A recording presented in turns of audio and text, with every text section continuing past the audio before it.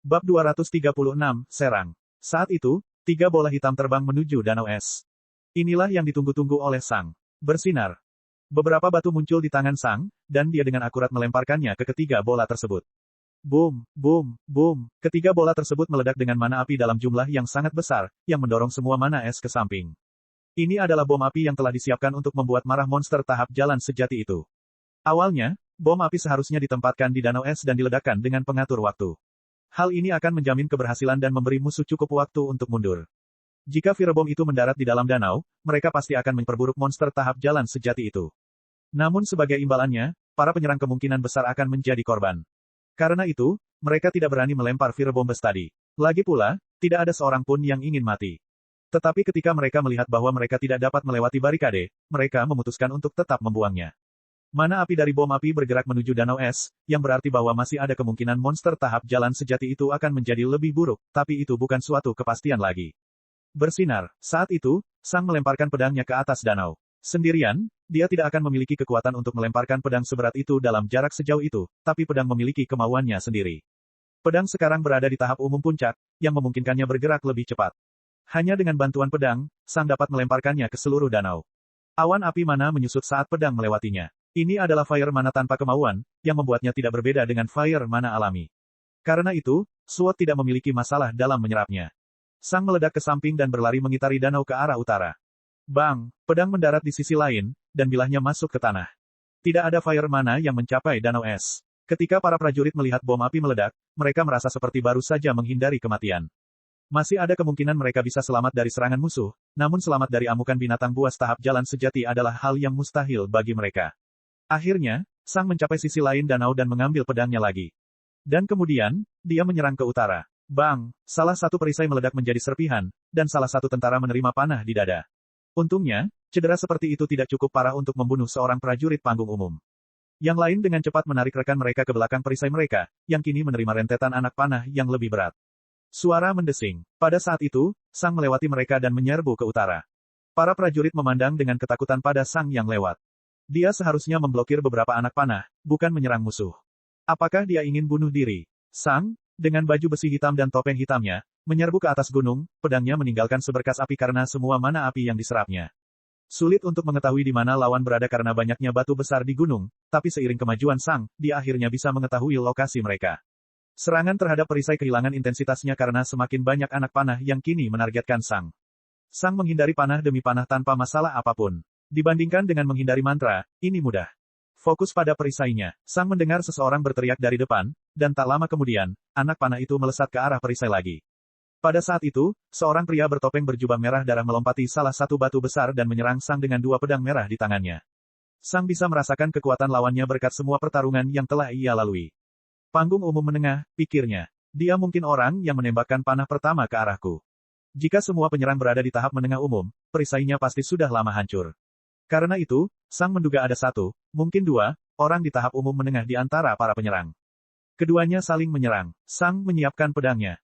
Pada saat itu, lawan Sang berakselerasi. Dia akan mencapai Sang sebelum dia bisa menyerang dengan pedangnya yang berat. Bang! Namun pada saat itu, kaki kiri Sang menghantam tanah dengan keras. Beberapa celah muncul di tanah di depannya, dan bumi berguncang, yang mengakibatkan musuh Sang kehilangan keseimbangan. Sang telah belajar cara bertarung dengan pedang berat di masa lalu. Faktanya, dialah yang memilih senjata barunya. Ada lebih dari 1 jenis pedang, dan Sang berencana belajar cara bertarung dengan beberapa jenis pedang. Sang memutuskan untuk memulai dengan pedang yang berat karena dia telah melawan Astor berkali-kali. Misalnya, teknik yang baru saja digunakan Sang telah digunakan untuk melawannya beberapa kali di masa lalu. Saat pria itu kehilangan keseimbangan, dia mengubah serangannya dari 2 tebasan menjadi 2 tusukan. Aku belajar banyak dari Astor, pikir Sang. Dan kemudian, dia melepaskan pedangnya. Tapi aku punya gayaku sendiri. Bang, bang, kedua tangan Sang menamparkan kedua pedang itu ke samping. Pedang adalah sejenis pedang yang hanya memiliki 1 ujung tajam. Tentu saja, mereka memiliki lebih banyak bobot dan kekuatan di balik serangan mereka karena hal itu, tapi itu juga memberi mereka kelemahan. Dengan menepuk bagian belakang pedangnya, Sang dapat mengubah lintasannya tanpa melukai tangannya. Pedang-pedang itu nyaris tidak mengenainya, dan lengan lawannya menjadi bersilang saat tubuhnya jatuh ke atas Sang. Tentu saja, tangan Sang juga disilangkan. Namun dibandingkan dengan lawannya, Sang tahu cara bertarung dengan tangan kosong. Sang memiringkan lengan kanannya dan mengangkat siku kanannya. Bang! Siku Sang mengenai tenggorokan musuhnya, memotong lehernya dari tulang punggungnya. Dagingnya masih menempel, namun tulangnya telah hancur. Di balik topengnya, ekspresi pria itu berubah menjadi ngeri dan kaget. Mengemas, Sang mencengkeram leher pria itu dan meraih pedangnya dengan tangan lainnya. Dan kemudian, dia menyerang ke depan. Para pemanah menjadi bingung dan panik saat ini.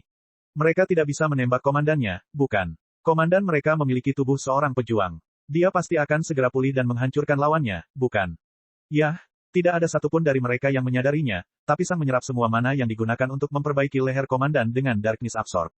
Tubuh seorang prajurit tidak membantu komandan saat ini.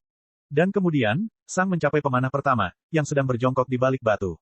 Pemanah dengan cepat menargetkan Sang. Bang! Sang melemparkan komandannya ke arah pemanah, membuat anak panahnya meleset. Saat itulah pedang kolosal Sang tiba. BOOOM. Pedang Sang menghancurkan komandan dan pemanah dengan satu serangan, mana api membuat mereka terbakar. Para pemanah lainnya menjadi panik dan memusatkan panah mereka sepenuhnya pada Sang. Lengan Sang menunjuk ke tanah. Bang! Sebuah ledakan api meninggalkan lengan kirinya, melemparkannya jauh ke udara. Sang melirik ke arah barikade perisai dan memperhatikan bahwa tidak ada yang melihat.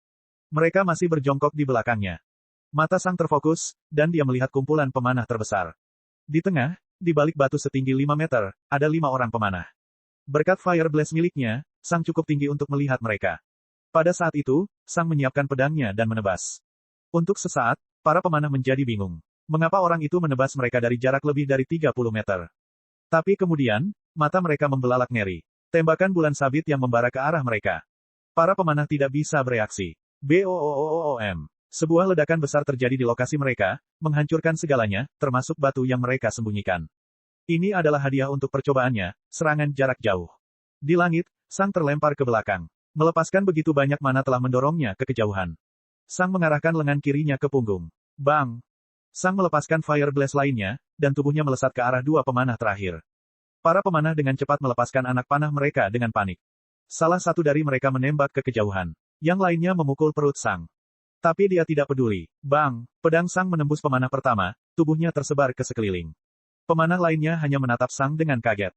Tubuh gelap Sang mengeluarkan uap, dan pedangnya berlumuran darah hitam yang terbakar. Dan Sang pemanah bisa melihat mata Sang di balik topeng fokus padanya. Ini adalah hal terakhir yang dilihat pemanah dalam hidupnya. Sudah berakhir. Bab 237, Laporan. Para prajurit tidak merasakan ada lagi anak panah yang mengenai perisai mereka. Untuk sementara, mereka tidak berani melihat ke barikade. Lagi pula, bagaimana jika lawan mereka hanya memancing mereka untuk melihat melewati perisai mereka untuk membunuh mereka? Para prajurit telah mendengar beberapa suara keras, dan mereka mendengar jeritan orang-orang yang sekarat. Setelah sekitar 20 detik, prajurit pertama melihat melewati barikade. Tidak ada apa-apa, tidak ada anak panah. Namun, mereka juga tidak melihat satupun mayat. "Nol," teriak pemimpin itu. "Aku di sini," jawab Sang. "Tidak apa-apa, mereka sudah mati." Para prajurit saling memandang dengan kaget. Mati. Setidaknya pasti ada lebih dari 5 orang. Apakah Zero menyiratkan bahwa dia telah membunuh semua orang ini sendirian? Sesaat sebelum teriakan itu, Sang memandangi 2 mayat di depannya dengan cemberut. Sesuatu di dalam dirinya bergejolak. Sebuah ketidaksukaan. Menjijikkan. Itu adalah perasaan yang familiar bagi Sang. Dia merasakan perasaan ini setiap kali dia membunuh seseorang di masa lalu. Namun dibandingkan sebelumnya, perasaan hari ini jauh lebih lemah. Di masa lalu, perasaan ini telah menyelimuti seluruh keberadaan Sang, meliputi seluruh pikirannya. Tapi sekarang, itu hanya bisa digambarkan sebagai sisa rasa. "Aku sudah melakukan apa yang harus kulakukan," pikir Sang sambil memandangi mayat itu. "Aku tidak suka melakukannya, tapi itu perlu." Saat itulah teriakan pemimpin itu tiba. Sang telah tersadar dari pikirannya dan dijawab sambil membawa mayat-mayat itu ke tengah lereng. Membunuh kini menjadi lebih mudah, pikir Sang. Itu bagus. Harus menghadapi trauma emosional setiap kali saya membunuh seseorang adalah usaha yang terlalu berat. Seperti ini, akan jauh lebih mudah. Saya pikir perubahan ini terutama disebabkan oleh uji coba. Saya tidak tahu apakah manusia dalam uji coba itu nyata atau palsu, tetapi mereka terasa nyata. Saya pikir persidangan ini telah banyak membantu saya untuk merasa lebih nyaman dalam membunuh orang. Para prajurit perlahan-lahan menurunkan perisai mereka dan berjalan ke depan, memeriksa sekeliling mereka. Sang pergi ke batu yang lain dan mengeluarkan mayat komandan musuh dan pemanah, menempatkan mereka di samping 2 mayat lainnya. Para prajurit melihat apa yang dilakukan Sang dan menghela nafas lega. Zero mengatakan yang sebenarnya, musuh sudah mati. Tapi di saat yang sama, keterkejutan para prajurit semakin meningkat. Orang ini telah menghancurkan seluruh pasukan sendirian. Pada saat itu, para prajurit merasa senang karena mereka tidak menyerang Sang sebelumnya. Sang mendatangi 5 mayat pemanah yang telah dia bunuh dengan serangan jarak jauhnya, tapi dia tidak segera mendapatkannya. Sebaliknya, dia memandangi mereka sebentar. Bau menjijikkan dari daging manusia yang terbakar memasuki hidung Sang. Mayat-mayat itu tampak seperti arang, darah yang menggumpal terlihat di sekujur tubuh mereka. Itu adalah gambaran yang mengerikan. Sang menarik napas dalam-dalam dan menarik mayat-mayat yang terbakar itu ke mayat lainnya. Kematian adalah kematian. Keadaan mayat tidak ada bedanya, pikir Sang. Setelah beberapa detik, semua mayat dibaringkan berdampingan di lereng. 9 mayat. Para prajurit tetap diam karena terkejut ketika mereka melihat mayat-mayat itu. Zero telah membunuh 9 tentara sendirian. Bagaimana?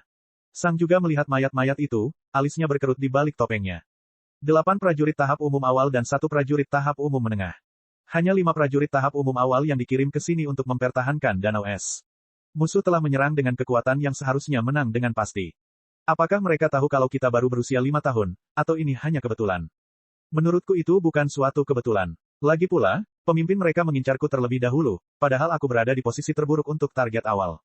Mereka tahu tentang kekuatanku, mereka tahu tentang kekuatan kelompokku, dan mereka tahu tentang afinitas petugas. Seseorang memberitahu mereka semua rincian ini. Saya kira mereka tidak melakukan pengawasan jangka panjang. Hal seperti itu hanya bisa dilakukan oleh penyihir sejati, dan Duke pasti telah mengamankan wilayahnya dari musuh-musuhnya.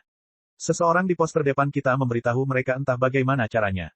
Saat itu, Sang melihat ke arah barat. Sekitar 2 kilometer jauhnya, Sang melihat sesuatu berlari menuju lokasinya, meninggalkan angin hijau. Dia mencurigakan, pikir Sang. Pengintai pertama yang dia bunuh bisa saja mengatakan yang sebenarnya. Bagaimana jika pengintai itu melihat sesuatu yang seharusnya tidak dilihatnya? Petugas itu bisa saja membunuhnya dan bertindak seolah-olah itu adalah informasi palsu. Selain itu, dia memerintahkan kami untuk membiarkan salah satu siswa mati ketika mereka menyerang monster tahap umum menengah. Tentu saja, aku paham kalau mereka perlu diberi pelajaran, tapi membiarkan seseorang meninggal karena kematian yang bisa dicegah hanya akan melemahkan pos terdepan. Satu-satunya hal yang tampaknya tidak melibatkan dia adalah pengirimannya. Saya tidak berpikir dia terlibat dalam hal itu. Sang memalingkan muka dari petugas yang mendekat dan memandang ke gunung besar di utara. Tetapi penyergapan ini sangat mencurigakan. Mereka tahu terlalu banyak tentang kekuatan kita. Mereka bahkan tahu tentang afinitas petugas itu. Sang kembali menatap petugas yang mendekat, yang kini hanya berjarak 500 meter dari mereka. Petugas itu lewat di samping danau dan menyerang 5 tentara yang berdiri di atas gunung. Ketika dia melihat tentaranya tidak bertempur, dia melambat hingga akhirnya berhenti. Sesaat kemudian, petugas itu melihat mayat-mayat itu, dan matanya membelalak kaget sesaat. Laporan, dia memerintahkan pemimpin pasukan. Tuan, jawab pemimpin regu. Kami telah diserang. Saya tahu itu, teriak petugas itu. Saya ingin tahu apa yang terjadi. Pemimpin memandang ke petugas, ke mayat, ke gunung, ke danau, dan kemudian ke petugas itu lagi dengan ekspresi tidak yakin. Pak, saya tidak bisa melapor, kata pemimpin itu. Mata petugas itu menyipit. Jelaskan dirimu, prajurit. Pemimpinnya memandang ke arah prajurit lainnya, yang hanya melihat ke belakang dengan ekspresi tak berdaya. Kami tidak melihat apa yang terjadi, pemimpin itu menjelaskan. Kami hanya bersembunyi di balik perisai kami, bertahan dari badai anak panah. Lalu bagaimana bisa ada 9 mayat di sini? Teriak petugas itu. Itu dia saja, kata pemimpin itu sambil menunjuk ke arah Sang. Semua dia. Petugas itu mengulangi dengan terkejut ketika dia melihat ke arah Sang. Mata Sang dan petugas itu bertemu. Sang berdiri beberapa meter lebih tinggi di atas gunung, pedangnya berdiri di depannya saat dia menatap mata petugas itu. Untuk sesaat, waktu seakan membeku. Laporan, teriak petugas itu. Dia tidak tahu kenapa, tapi dia tidak menyukai penampilan Sang saat ini. Beberapa menit yang lalu, aku diserang oleh anak panah dari prajurit tahap umum menengah. Sang menceritakan kejadian tersebut, terutama menyoroti bagian-bagian yang mencurigakan. Dia tidak menjelaskan secara rinci bagaimana dia membunuh musuh-musuhnya, tetapi dia menjelaskan secara rinci mengenai hal-hal lainnya. Petugas itu menjadi semakin gelisah ketika Sang berkata. Dia tidak tampak gugup atau takut, tetapi marah. Mengapa? Itu sudah jelas. Karena menyoroti semua bagian penyergapan yang mencurigakan itu seperti menuduh petugas secara langsung. Semuanya menunjuk padanya. Ketika Sang selesai menceritakan kejadian tersebut, petugas dan Sang hanya saling berpandangan, tidak ada satupun yang bergerak. Bab 238, Pertahanan. Para prajurit tidak ingin menunjukkannya, tetapi secara tidak sadar mereka menjadi waspada terhadap perwira mereka. Semuanya menunjukkan fakta bahwa dia adalah seorang pengkhianat. Sang bisa saja merahasiakan informasi mencurigakan itu dan meneruskannya kepada pihak berwenang terkait. Namun, dia telah mengungkap semua informasi mencurigakan tanpa menyensornya. Dia pada dasarnya secara terbuka menuduh petugas tersebut sebagai pengkhianat tanpa mengatakannya secara langsung. Para prajurit menjadi sangat gugup. Jika petugas mereka benar-benar pengkhianat. Lalu, apakah dia akan membunuh mereka semua untuk membungkam mereka? Mereka cerdas, kata petugas itu. Sang dan para prajurit hanya memandangnya. Ingat, tidak ada rencana yang lengkap tanpa rencana cadangan ketika rencana utama menjadi bumerang, jelas petugas tersebut. Dengan mengirimkan 9 orang, rencana utama mereka jelas adalah membangunkan monster tahap jalan sejati itu. Tetapi jika mereka gagal, rencana cadangan mereka adalah menyingkirkan saya, kata petugas itu. Petugas itu menunjuk ke mayat-mayat itu. Kemungkinan besar mereka adalah penjahat yang terancam hukuman mati, katanya. Duke Mithril memiliki kebijakan bahwa penjahat dapat memperoleh kebebasan selama mereka menyelesaikan misi mematikan. Para penjahat harus meminum racun yang hanya dapat diberikan penawarnya oleh tentara Duke Mithril. Jika mereka melarikan diri, mereka mati. Jika gagal, mereka mati. Mereka hanya bisa bertahan hidup dengan menyelesaikan misinya. Anda mengatakan kepada saya bahwa mereka melemparkan bom api ke dalam danau tanpa mempedulikan nyawa mereka, kata petugas itu. Sang mengangguk. Ini berarti kematian bagi mereka hampir pasti. Prajurit biasa tidak akan membuang nyawa mereka begitu saja. Hanya seseorang yang tidak punya jalan keluar yang akan mempertimbangkan melakukan hal seperti ini. Penjahat bukanlah bagian dari pasukan utama Duke Mithril, petugas itu menjelaskan. Fakta bahwa mereka mengirim penjahat berarti mereka, sampai batas tertentu, memperkirakan misi ini akan gagal. Sang tidak mengatakan apapun. Petugas itu mengertakkan gigi. Meski begitu, rencana mereka berhasil sampai taraf tertentu. Saya pasti akan diselidiki oleh petinggi setelah hari ini, tidak peduli apa yang saya lakukan atau katakan. Bersinar, petugas memanggil kristal komunikasi. Sebaiknya lakukan sendiri. Para prajurit memandang petugas itu dengan tidak nyaman.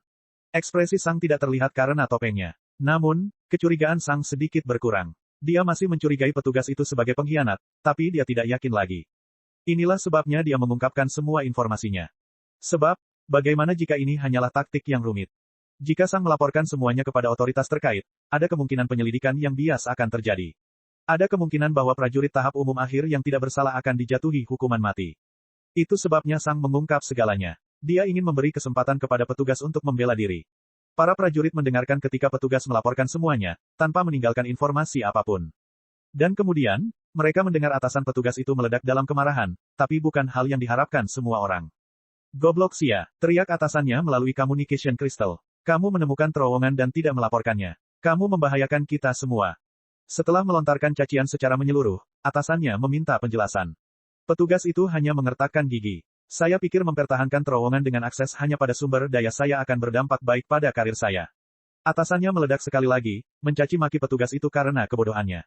Benar-benar memalukan. Kamu akan diselidiki, teriak atasannya melalui communication crystal. Lalu, ada jeda. Namun, karena kamu berinisiatif untuk melapor, aku akan memberimu waktu 1 minggu untuk menyiapkan segala sesuatunya untuk penggantimu. Aku ingin kamu melapor kepadaku dalam 1 minggu, secara langsung. Untuk saat ini, kamu akan menunggu di dekat terowongan sampai Circle tiba. Dan kemudian, atasannya menutup telepon. Petugas itu hanya melihat ke samping tanpa daya. Ketika para prajurit mendengar bahwa lingkaran akan tiba, mereka menarik napas dalam-dalam. Baru sekarang mereka benar-benar menyadari betapa jauh dari kedalaman tugas mereka. Setelah mendengarkan semuanya, kecurigaan Sang berkurang banyak. Dia masih ragu, tapi dia tidak akan menuduh petugas itu lagi. Sepertinya itu adalah keputusan yang tepat untuk memberikan kesempatan kepada petugas tersebut untuk membela diri. Tidak ada yang berminat untuk berbicara, jadi semua orang menunggu dalam diam. Untungnya, mereka tidak perlu menunggu lama. Hanya 20 menit kemudian, penjaga terowongan yang baru tiba. Ada 5 orang berjubah mewah, masing-masing memiliki warna berbeda. Sang menoleh dan merasakan mana berputar di sekitar para pendatang baru. Apa itu lingkaran? Lingkaran adalah tim yang terdiri dari 5 penyihir sejati, yang umumnya memiliki 1 penyihir air, 1 penyihir bumi atau logam, dan 3 penyihir dengan afinitas ofensif. Itu adalah tim yang seimbang dan mudah beradaptasi. 5 penyihir sejati. Sebuah terowongan layak untuk menempatkan 5 penyihir sejati di dekatnya. Sebelumnya, hanya 5 prajurit tahap umum awal yang mempertahankannya. Kekuatan 5 penyihir sejati adalah kekuatan yang jauh melampaui semua prajurit yang ditempatkan di medan perang. Ini bukanlah sesuatu yang bisa dibandingkan dengan petugas atau bahkan atasannya. 5 penyihir sejati memeriksa sekeliling dan danau. Kemudian, mereka memeriksa mayat-mayat itu untuk mencari bukti apapun yang dapat mereka gunakan untuk melawan Duke Mithril. Tentu saja mereka tidak menemukan apapun. Kalian boleh pergi, salah satu dari mereka berkata kepada para prajurit itu tanpa melihat ke arah mereka. Ya Pak, kata petugas itu dengan hormat. Para prajurit lainnya juga memberi hormat, termasuk Sang kali ini. Setelah itu, semua orang berjalan kembali ke pos terdepan dalam diam. Situasi masih membayangi mereka. Para prajurit masih merasakan teror yang berkepanjangan karena nyaris tidak bisa menghindari kematian. Jika Zero tidak ada di sana, mereka pasti sudah mati.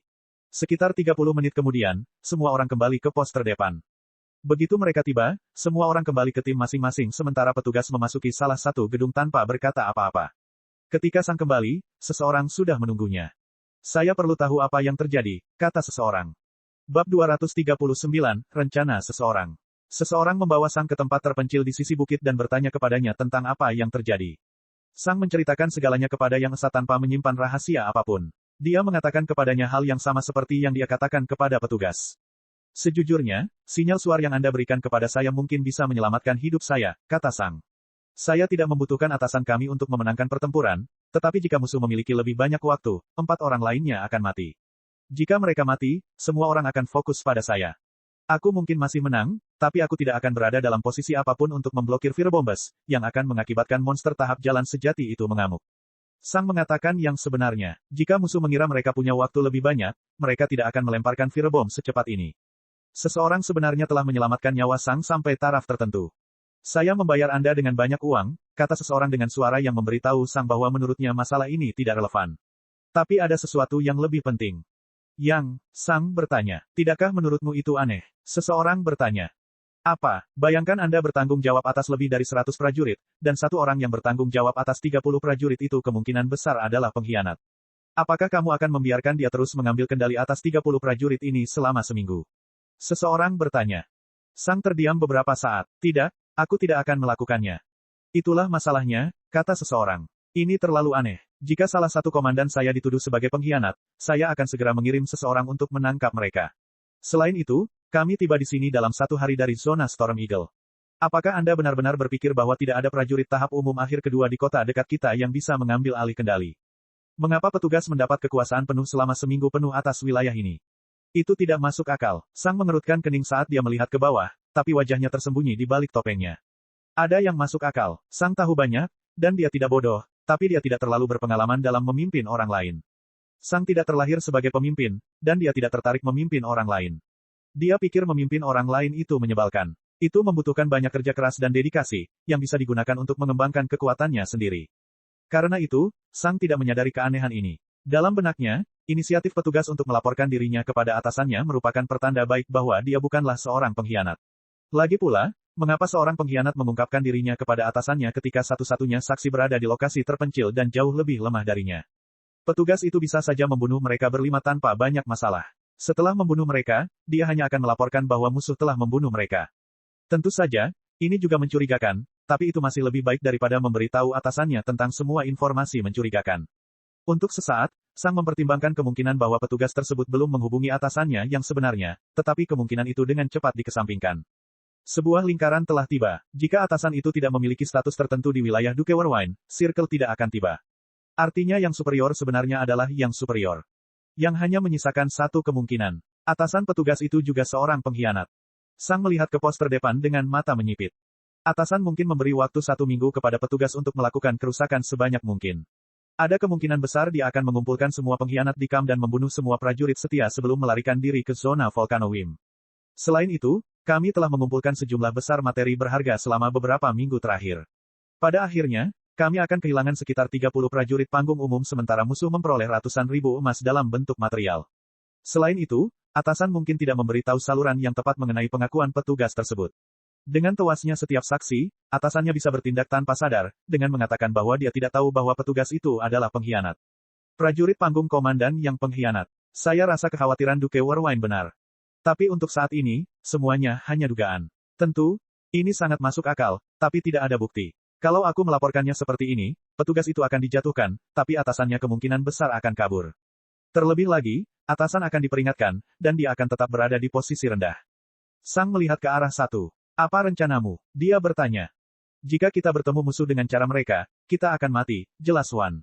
Musuh tidak akan muncul hari ini atau besok karena semua prajurit masih dalam kewaspadaan tinggi karena pertempuran, tapi kemungkinan besar mereka akan aktif dalam waktu sekitar 5 atau 6 hari. Saat itulah semua orang akan berada dalam kondisi paling santai. Jika petugas memisahkan kita, kita semua akan mati satu persatu. Dia 2 tingkat di atas kita, dan dia bisa membunuh setiap prajurit dengan satu serangan.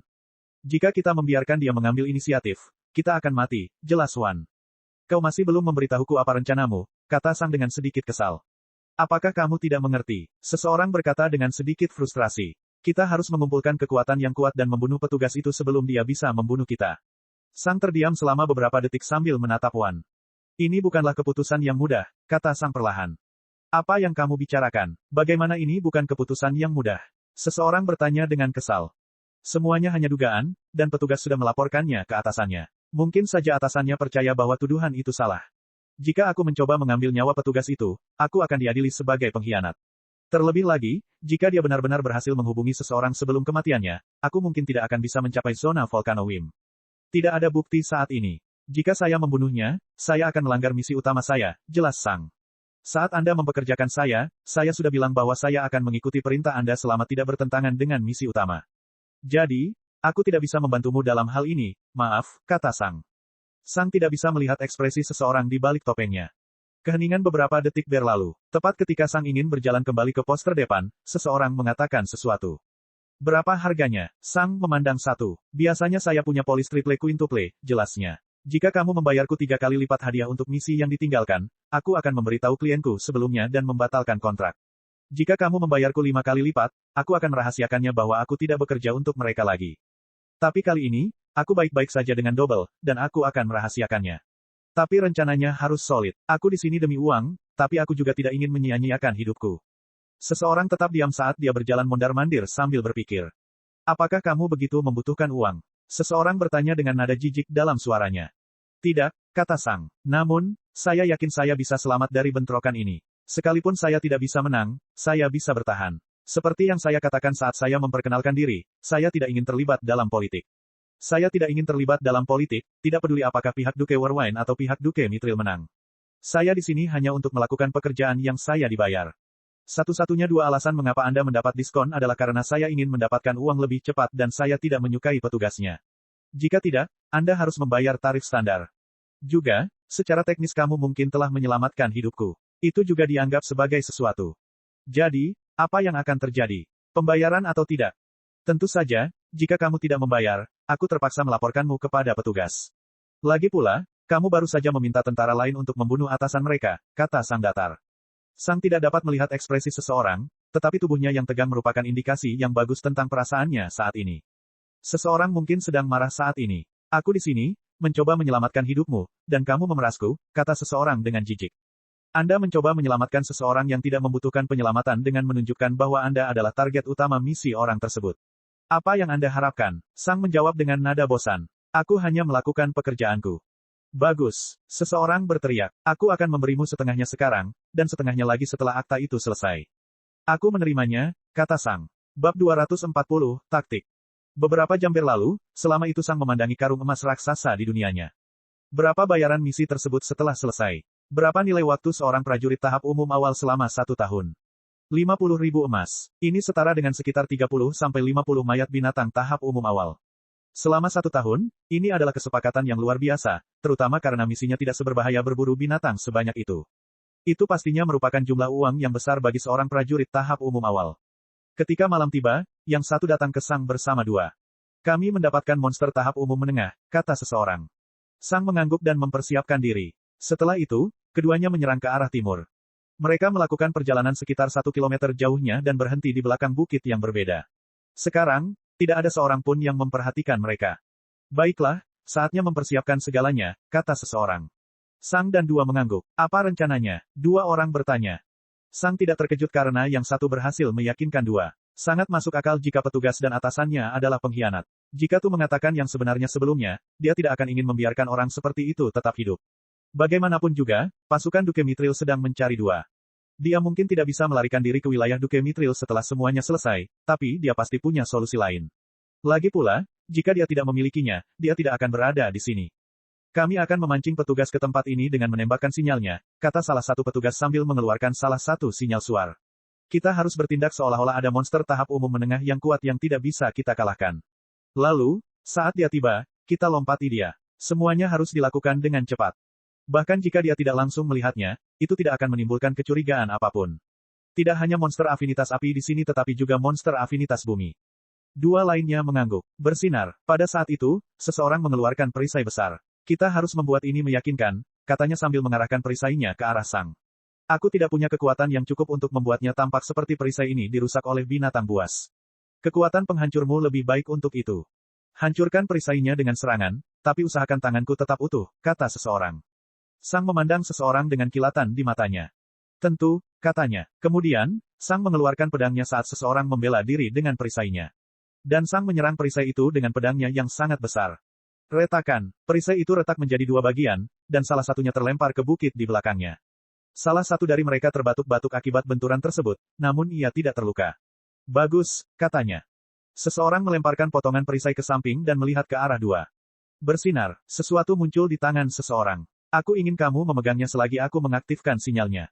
Saat yang satu sedang berbicara, dia melemparkan benda itu kepada dua, yang mengetahuinya karena kebiasaan. Seseorang mengarahkan suar ke langit dan mengaktifkannya. Bang, semburan hijau Win mana meninggalkan suar. Apa itu? Dua orang bertanya sambil memeriksa bola hitam di tangannya. Seseorang tidak menjawab. Boom. Tiba-tiba, bola hitam di tangan Tu meledak saat gelombang fire mana yang kuat meninggalkannya. Sisi topeng Wan diterangi oleh ledakan dahsyat. Bang! Mayat dua orang yang terbakar menghantam sisi bukit dan meluncur ke bawah. Dua sudah mati. Apa yang sedang terjadi? Petugas itu telah sampai di puncak bukit, dan dia sedang melihat pemandangan. Zero berdiri di hadapan Wan, senjatanya terhunus. Dua telah berubah menjadi mayat yang terbakar. Sebuah perisai rusak terletak di antara 0 dan 1. Dia membunuh dua. Seseorang tiba-tiba berteriak ketika dia melompat mundur, senjatanya terhunus. Aku hanya selamat berkat perisai yang kubawa di space ringku. Petugas itu memandang ke arah Zero, yang tidak punya keinginan untuk bergerak. Dia terus berdiri di sana. 0, jelaskan dirimu sendiri, teriak petugas itu. Kepala Sang menoleh menghadap petugas itu. Itukah rencana yang kalian berdua buat? Dia bertanya, kamu ingin menjebakku dan kemudian membunuh semua prajurit yang setia. Keduanya sedikit terkejut dengan suara acuh tak acuh Sang, tapi mereka tidak menunjukkannya. Bajingan, kamu baru saja membunuh seseorang, dan sekarang kamu bertingkah seolah ini perbuatan kami. Seseorang berteriak ketakutan dan kebencian. Dia benar-benar terdengar seperti sahabatnya baru saja terbunuh. Saat ini, beberapa tentara telah terpikat oleh teriakan keras tersebut, dan mereka melihat pemandangan di bawah bukit. Mereka melihat mayat yang terbakar. Mereka tahu Zero memiliki afinitas api. Mereka melihat perisai itu, yang jelas-jelas telah dihancurkan oleh pedang yang kuat dan berat. Setelah beberapa detik, semua tentara berkumpul di tempat ini, dan Sang memperhatikan mereka. Tentu saja, kamu sudah menyingkirkan 4 orang yang dikirim untuk mempertahankan terowongan bersamaku, komentar Sang. Para prajurit melihat sekeliling dan menyadari bahwa 4 rekan mereka tidak ada di sana. Berhentilah menuduh orang lain melakukan tindakan keji seperti itu, padahal sudah jelas bahwa kamulah pelakunya. Teriak petugas itu. Suara marah petugas itu tidak mengejutkan Sang. Faktanya, Sang tahu bahwa seseorang akan mengkhianatinya. Tapi bagaimana caranya, dan mengapa? Lagi pula, seseorang telah menyelamatkan nyawa Sang, bukan? Yah, meskipun petugas itu pengkhianat, dia mengatakan satu hal yang benar. Tidak ada rencana yang lengkap tanpa setidaknya satu rencana cadangan. Kekuatan luar biasa yang menyerang terowongan memiliki peluang keberhasilan lebih dari 90%, bahkan dengan suar Wan. Lagi pula, tidak ada yang mengira 5 prajurit tahap umum awal akan membunuh 8 prajurit tahap umum awal dan 1 prajurit tahap umum menengah. Suar itu hanya cadangan. Apa tujuannya? Untuk membuat agen dalam mereka, Wan, tampil lebih dapat dipercaya. Setelah misi ini, seseorang dapat dengan mudah memasuki pasukan pribadi Duke Warwine. Dia telah membuktikan tanpa keraguan bahwa dia setia. Bagaimanapun, tindakannya telah mengakibatkan kematian beberapa musuh. Dan bahkan jika misinya berhasil dan monster tahap jalan sejati itu mengamuk, beberapa prajurit akan selamat, dan mereka akan menjadi saksi fakta bahwa sinyal seseorang telah hilang. Tidak peduli apa yang terjadi, kredibilitas seseorang akan melonjak tinggi. Awalnya, Sang tidak mencurigai Wan.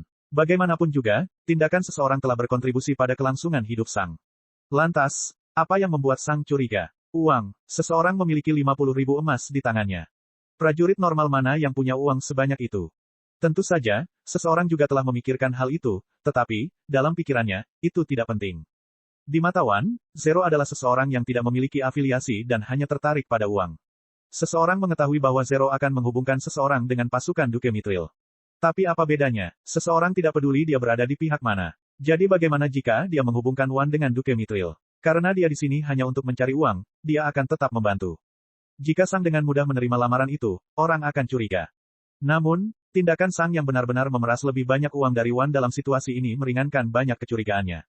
Seorang prajurit yang setia kepada Duke Warwine tidak akan memikirkan uang dalam situasi ini. Zero sebenarnya hanyalah seorang pria yang tertarik pada kekuatan dan uang pribadinya. Namun semua ini kini menimbulkan pertanyaan lain. Jika Sang tahu bahwa seseorang akan mengkhianatinya, mengapa dia melakukan semua ini? Mengapa dia menghancurkan perisainya? Kenapa dia tidak memperingatkan Tu? 2 alasan. Pertama-tama, Sang ingin memancing semua pengkhianat. Selama mereka tidak melakukan sesuatu yang keterlaluan, tidak akan ada bukti apapun. Tapi sekarang, dengan semua saksi ini, pasti ada buktinya. Dan kedua, Sang tahu bahwa dia bisa berurusan dengan Wan dan petugas itu. Dengan ini Anda ditahan karena pengkhianatan. Teriak petugas itu. Maukah kamu datang dengan damai, atau aku harus memotong tanganmu? Sang memandang petugas itu. Ini hanya pertarungan yang kubutuhkan. Terakhir kali aku melawan prajurit rata-rata 2 tingkat di atas diriku, aku nyaris kalah. Tetapi kali ini, saya mendapatkan lebih banyak pengalaman, dan saya mendapatkan kemampuan baru. Juga, aku akhirnya tahu apa yang digunakan orang itu saat itu untuk menang melawanku. Sang menyiapkan pedangnya yang berat. Bang! Dan Sang meledak ke depan. Cek cek cek cek cek cek cek cek. Rakan-rakan kultivator sekalian, sebelum retret, sila terus berkultivasi untuk jurus 0 subscribe, like, share dan komentar agar sekte ini terus berkembang pesat.